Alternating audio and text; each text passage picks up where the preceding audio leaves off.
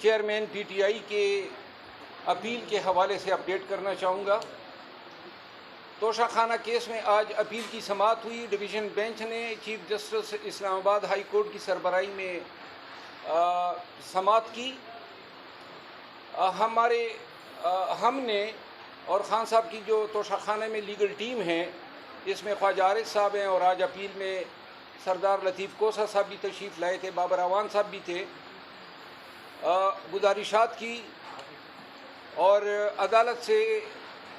التجا کی کہ خان صاحب کی جو سینٹنس ہیں وہ 426 ضابطۂ فوجداری کے تحت سسپینڈ کی جائے۔ عدالت نے جو ہیں باوجود اپنا یہ کارروائی جو ہے اس میں نوٹس جاری کرنا ضروری سمجھا،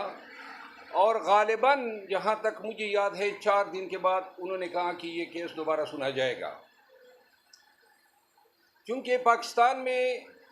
قانون جو ہیں شارٹ سینٹنسز، جو 3 سال سے لے کے 5 سال اور دوسری کیٹیگری ہے 5 سے 7 سال تک، جو 3 سے 5 سال ہوتے ہیں وہ آرڈینریلی عموماً پہلی پیشی پہ سسپینڈ ہو جاتے ہیں۔ تاہم اس کیس کا پروفائل دیکھ کے یا عدالت نے خود ضروری سمجھا تو انہوں نے جو ہے 4 دن کے بعد جو ہے کارروائی ٹیک اپ کرنے کا عندیہ دیا۔ آج 2-3 ڈیولپمنٹس اور ہوئی۔ ایک تو کل ہم گئے تھے اسلام آباد ہائی کورٹ کے حکم پر، میں اور Umair Niazi advocate chairman P T I سے ملاقات کے لیے۔ چیف جسٹس اسلام آباد ہائی کورٹ عامر فاروق صاحب نے تحریری حکم نامہ جاری کیا جس میں میرا نام تھا، عمیر نیازی صاحب کا نام تھا، میری ریٹ پٹیشن تھی جس میں انہوں نے ڈائریکشن دی کہ ان کی چیئرمین پی ٹی آئی کے ساتھ ملاقات کرائی جائے۔ حکم نامہ تحریری طور پہ مصدقہ نقل ہمیں تاخیر سے ملی، جو جب ہم وہاں پہ پہنچے تو تقریباً 7 اور 7:30 کے بیچ کا ٹائم تھا، جس پر جہاں پہ ناکہ لگا ہے پولیس کا وہاں انہوں نے ہمیں روکا اور کہا کہ جی ہم اطلاع کرتے ہیں۔ کوئی 1 گھنٹے کے بعد جو ہے ڈپٹی سپرنٹینڈنٹ اب جیل سپرنٹینڈنٹ کا یہ پیغام لے کر آئے کہ چونکہ 6 بجے ہم کلوز کر چکے ہیں گنتی، تو لہذا ملاقات نہیں ہو سکتی ہے۔ چونکہ خود ہم اس قانون کے پیشے سے وابستہ ہے اور ہمیں ان کی مجبوریوں کا ادراک تھا، تاہم انہوں نے پھر ہمیں کہا کہ آپ مزید انتظار کر لیں، اگر سپرنٹینڈنٹ صاحب جو ہیں وہ آپ کو اجازت دیں۔ انتظار بسیار کے باوجود ہمیں اجازت نہیں ملی، یہاں پہ ہماری کمٹمنٹس تھی اسلام آباد میں،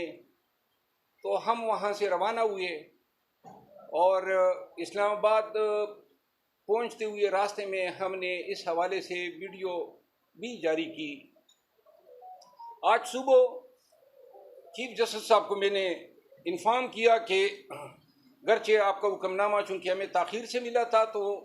جیل حکام نے یہ بہانہ بنا کے ہمیں ملاقات نہیں دی، جس کے بعد جو ہے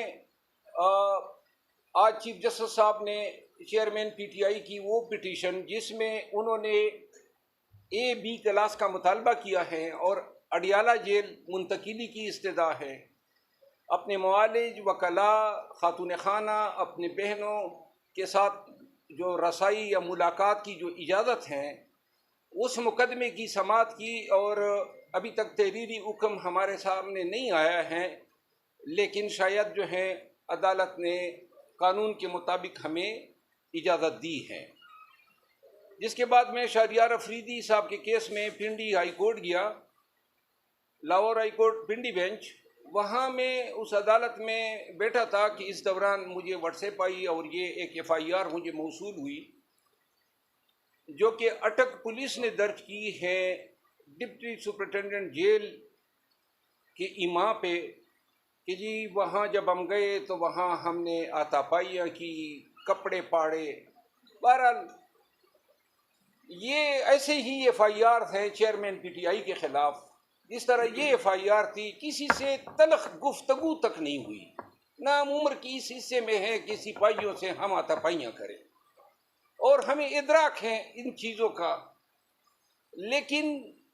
افسوس اس امر پہ ہوتا ہے کہ جیل سپرڈنٹ اور ڈی پی او جس کا نام ڈاکٹر غیاث گل ہے،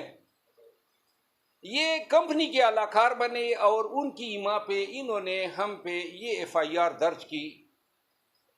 ایف آئی آر بھی الزامات ہیں، اور ہم یہ ایک چیز ان کو داد دیتے ہیں کہ تھوڑی سی شرافت یہ دکھا دی، اور جس کے یہ مستحق ہیں کہ کپڑے پاڑنے کا الزام چلو مرد کا لگا دیا ہے، شکر ہے کسی رشتہ دار خاتون کا الزام نہیں لگایا۔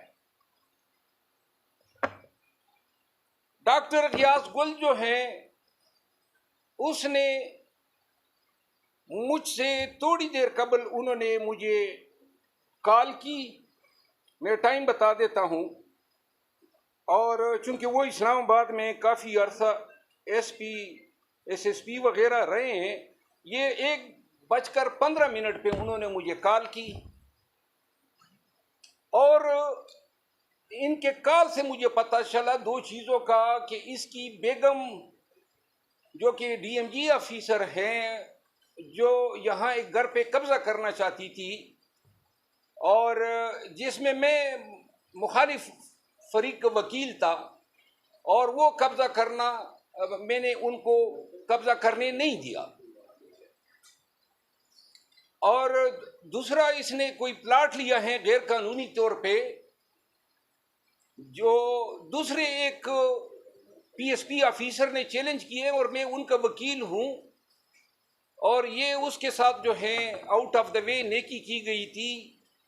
تو وہ اس کیس میں بھی رسپونڈنٹ ہیں، اور میں اس کا مخالف وکیل ہوں۔ تو ان چیزوں کا حوالہ دیتے ہوئے انہوں نے کہا کہ جی آپ کو اندازہ ہو گیا ہوگا، تو میں نے ان کو کہا کہ محترم مجھے تو یہ ان چھوٹی چھوٹی چیزوں کا علم نہیں ہوتا ہے، لیکن آپ کی اتنی اوقات نہیں ہے کہ آپ مجھ پہ ڈائریکٹ ایف آئی آر کریں، اگر آپ کی پشت پناہی وہ لوگ نہ کر رہے ہو جو آج کل پورے پاکستان میں لوگوں پر ایف آئی آریں کر رہے ہیں۔ انہوں نے مجھے فون پر دھمکیاں دینے کی کوشش کی، جس نسبت میں نے تھانہ سیکریٹریٹ میں ان کے خلاف دھمکیاں دینے 25D ٹیلی گراف ایکٹ کے تحت ایف آئی آر کرنے کی درخواست کی ہے۔ ساتھ ہی چونکہ ان لوگوں نے قانون کا مذاق اڑایا ہے، اور ہائی کورٹ کے حکم پہ ہم گئے تھے، ملاقات آپ نے نہیں کرنے دی، اس کے بعد اس حد تک آپ لوگوں کا گر جانا ان اداروں کے لیے کہ آپ یہ الزام تراشیاں کر رہے ہیں۔ اب یہ چیز آج کی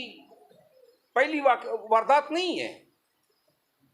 میں نے 15 دن پہلے میڈیا کے ساتھ ٹاکس کے ذریعے آپ کو آگاہ کیا تھا کہ ہمیں دھمکیاں مل رہی ہیں، یہ ہمیں کام سے خان کی چیئرمین پی ٹی آئی کی وکالت کرنے سے روکنا چاہتے ہیں۔ چیئرمین پی ٹی آئی کے تقریباً 30 کے لگ بھگ مقدمات میں ان کا وکیل ہوں، اور یہ ایسے کرتوتوں کے ذریعے چیئرمین پی ٹی آئی کو اور ان کی لیگل ریپرزنٹیشن سے محروم کرنا چاہتے ہیں۔ کیا ضرورت پڑی ہے ان کو ایسے حرکتیں کرنے کی؟ کیا سپریم کورٹ آف پاکستان کا ایک وکیل آپ کی اس 506 کے مقدمے سے ڈر جائے گا؟ کیا آپ ایسے حرکتیں کر کے عدلیہ کو، پاکستان بھر کے بار ایسوسییشنز کو کیا پیغام دینا چاہتے ہیں؟ ہم وکالت کرتے ہیں قانون کے دائرے میں رہتے ہوئے، جو قانون نے ہمیں حق دیا ہے ملزمان کو یا انڈیویجولز کو ریپرزینٹ کرنے کا۔ اگر یہ طریقے آپ اپنائیں گے تو یہ اس قانون سے بھی متصادم ہے، اور پورے پاکستان کے وکلاء کے حقوق کو سلب کرنے کی کوشش ہے۔